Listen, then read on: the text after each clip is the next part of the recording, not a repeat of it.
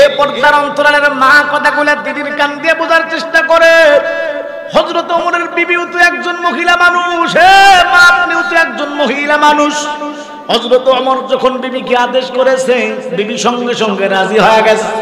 কিন্তু আমার বাংলার মা বোনদের অবস্থা এমন, স্বামীর কথা তো মানতেই চায় না। স্বামী যদি বলে ডান দিকে যাও, তাহলে আল্লাহর বান্দি বাম দিকে যায়। স্বামী যদি বলে এই দিকে চলো, আল্লাহর বান্দি অন্য আর একদিকে চলে।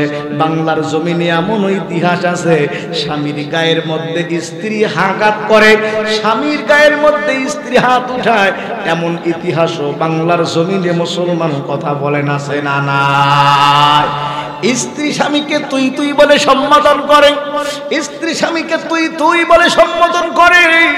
এ পর্দার অন্তরের মা, আপনার স্বামীকে আপনি রেসপেক্ট করবেন, সম্মান করবেন। জোরে বলেন তো, এই বিধানটা যিনি দিয়েছেন উনি কে? মালিকের নামটা মুসলমান, জোরে নাও, জোরে বলেন না আল্লাহ। আকাশ বাতাস মুখরিত করে মুসলমান, জোরে বলেন আল্লাহ। আল্লাহর যেই বান্দা আল্লাহকে আল্লাহ আল্লাহ আল্লাহ বলে ডাকে, আল্লাহ পাক ওই বান্দাকে মহব্বত করে আর ভালোবাসে। জোরে কন্যা সুবহানাল্লাহ। আল্লাহ পাক ফেরেশতাগুলোকে ডাক দিয়া বলে, ফেরেশতার দল তাকায়া দেখ। যেই সময় মানুষেরা চিন্তাই করতেছে, রাহাজানি করতেছে, যেই সময় মানুষেরা চুরি করতেছে, ডাকাতি করতেছে, এ ফেরেশতারা তাকায়া দেখ। ওই বকুল নখনের মাঠে আমার কিছু মুহাব্বতের বান্দারা, আমার কিছু মুহাব্বতের যুবক বান্দারা, এই যুবকেরা চাইলে ইউটিউব ফেসবুক দেখে সময় কাটাইতে পারত। এই যুবকেরা চাইলে এরকম ভাবে সময়গুলাকে নষ্ট করতে পারত। বৃদ্ধরা চাইলে ল্যাপ কম্বল গায়ে দিয়া ঘুমাইতে পারত।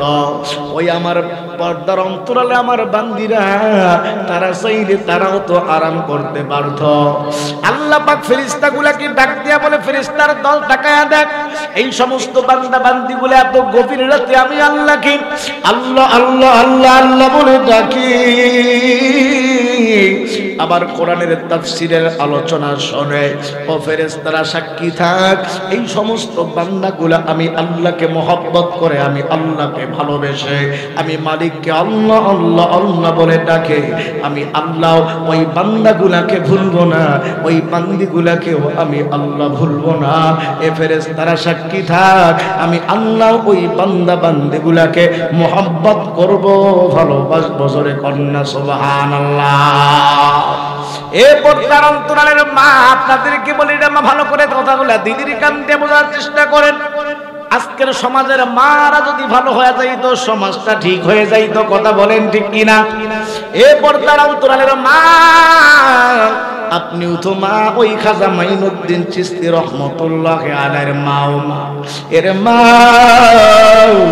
আপনিও তো মা আব্দুল কাদের জিলানীর মাও মা। এ পর্দার অন্তরালের মা, আপনিও তো মা ওই আল্লামা দিলওয়ার হোসাইন সাইদি রহমতুল্লাহ আলাইহির মাও মা। এর মা, আপনার কি মনে চায় না আপনার সন্তানটা খাজা মাইনুদ্দিনের মতো হোক? এ মা, তোমার কি মনে চায় না তোমার সন্তানটা জগৎ বিখ্যাত আলেম হোক? এ পর্দার অন্তরালের মা, তোমার কি মনে চায় না তোমার সন্তানটা হাজার হাজার মানুষের সামনে কথা বলুক?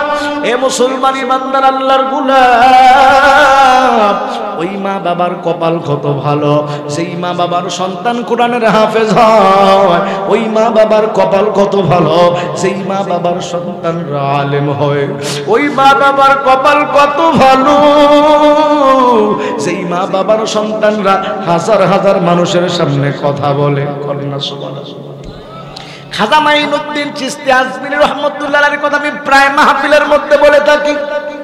এ আসলিয়ার মুসলমান, এ সবারের মুসলমান ভাই, ও পর্দার অন্তরালের মা,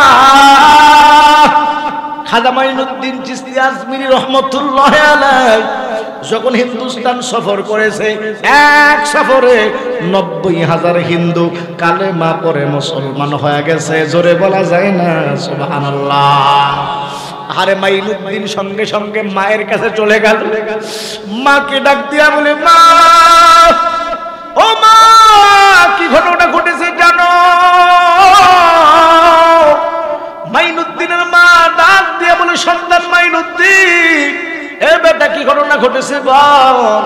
মাইনুদ্দিন বলে মা হিন্দুস্তান সফর করলাম, এক সফরে 90,000 হিন্দু আমি খাজা মাইনুদ্দিনের হাতে কালেমা পড়ে মুসলমান হয়ে গেছে।